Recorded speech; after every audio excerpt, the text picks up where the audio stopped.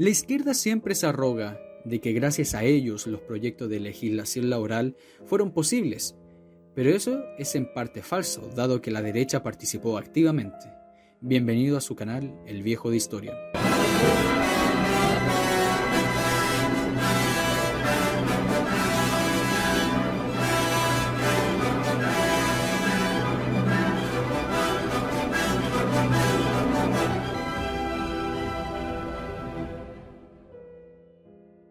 Desde fines del siglo XIX, con la gran industrialización que se estaba generando en Chile, se transformó muy profundamente el sistema del trabajo.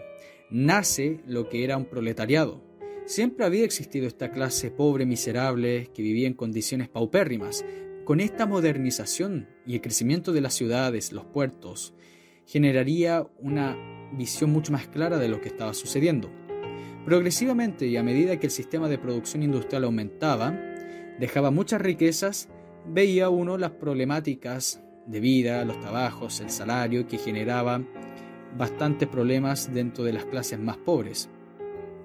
Pero veríamos los primeros movimientos pro trabajadores y pro legislación laboral a partir del Rerum Novarum del Papa León XIII.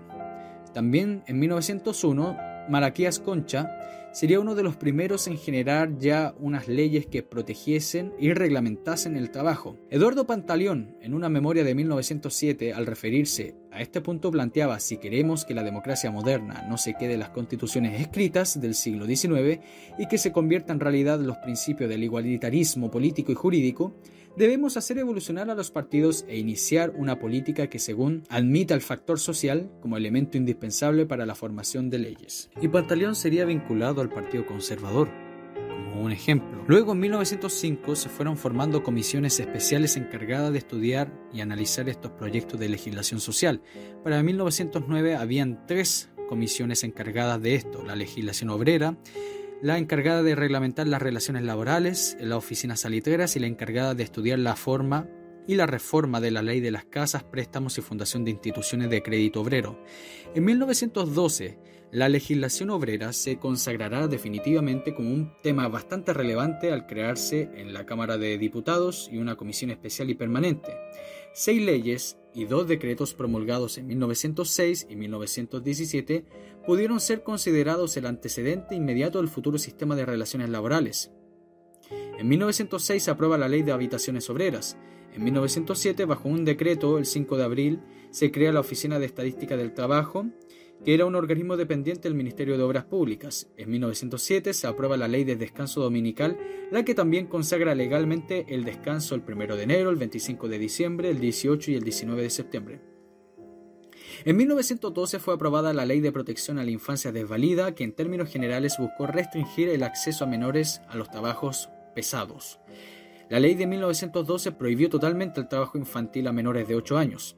En 1914 fue aprobada la Ley de la Silla, que reguló el descanso para los empleados y los dependientes de establecimientos comerciales y que tuviesen el número suficiente de sillas para los empleados para poder descansar. En 1916 fue aprobada la Ley de Accidentes del Trabajo, que estableció la indemnización en caso de un accidente que pudiese impedir el trabajo al obrero. En 1917 se aprobó la Ley de la Sala Cuna y, por último, en este mismo año nacería el decreto 4353 denominado la Conciliación y Arbitraje, que por primera vez establece formalmente la conciliación y arbitraje como mecanismo de solución de conflictos. O sea, para concluir, podemos decir, en 1919 el Partido Conservador presentó al Senado su proyecto del Código Laboral, que estaba compuesto de 3 partes, la que se referían al mejoramiento de las condiciones del trabajo, la formación de sindicatos, el establecimiento de mecanismos de conciliación y arbitraje, lo que en 1921 al Partido Liberal también haría lo mismo. En 1920, Juan Enrique Concha, el político del Partido Conservador, defendió el proyecto basado en esta ley. Para Concha, la ley debía ser que tenía que proteger al más débil y ser fuente de la armonía social. En esta materia, tengo la convicción profunda de que es necesario que la ley entre hacer y aplicar los deberes de la justicia, de equidad, que rigen a los hombres entre sí y especialmente a patrones y obreros a fin de producir la armonía social y la paz, que es lo único que puede servir de base al desenvolvimiento y al desarrollo de los países. Es una cita de Juan Enrique Concha, político conservador. Al comenzar la década de 1920, la candidatura de Alessandri Palma alentó las esperanzas de los trabajadores para manifestarse en campaña a favor de promulgar una legislación social, lo que generaría en 1921 un intento de un Código del Trabajo, pero el Código del Trabajo se firmaría el 6 de febrero de 1931 bajo el gobierno de Carlos Ibáñez del Campo. Espero que hayan entendido y pueden comprender que la izquierda no fue la que generó todas las reformas sociales ni laborales para los trabajadores.